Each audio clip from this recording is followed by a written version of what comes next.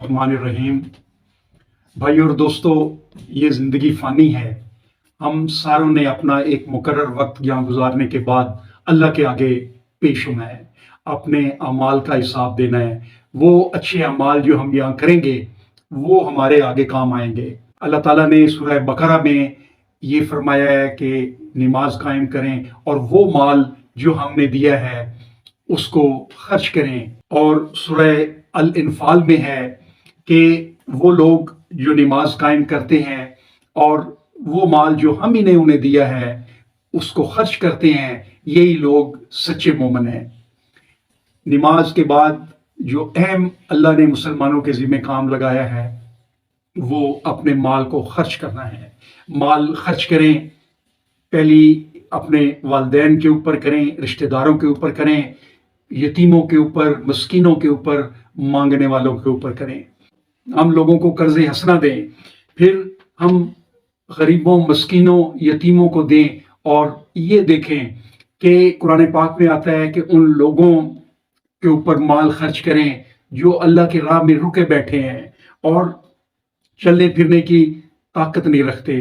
عام آدمی ان کو سمجھتا ہے کہ وہ سوال نہیں کر رہے تو وہ خوشحال ہیں۔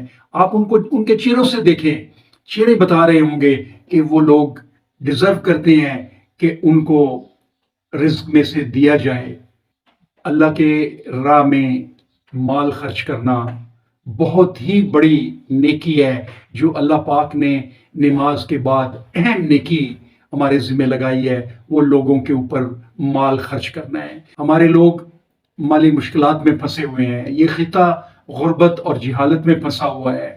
آپ اس سے بڑھ کے اور کیا نیکی ہوگی کہ ہم ان لوگوں کے کام آئیں۔ اللہ تعالیٰ نے جو رزق دیا ہے اس میں سے لوگوں کے اوپر خرچ کریں، غریبوں کے اوپر خرچ کریں، لوگوں کو گرے ہوئوں کو اٹھانے میں لگ جائیں، اور جو اپنے پاؤں پہ کھڑے نہیں ان کو پاؤں پہ کھڑا کر دیں۔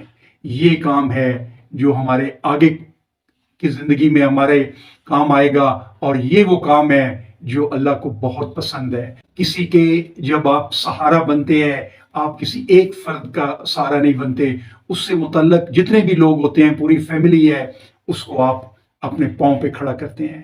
آپ لوگوں کو پاؤں پہ کھڑا کرنے کے اوپر لگ جائیں، لوگوں کو قرض حسنہ دیں، اور جو لوگ ڈیزرو کرتے ہیں ان کی مدد کرتے جائیں۔ یہ ہے وہ کام جو ہمارے آگے ہمارا بخشش کا ذریعہ بنے گا۔ یہ ہے وہ کام جو ہمیں اللہ کے آگے پیش ہونے کے قابل بنا دے گا۔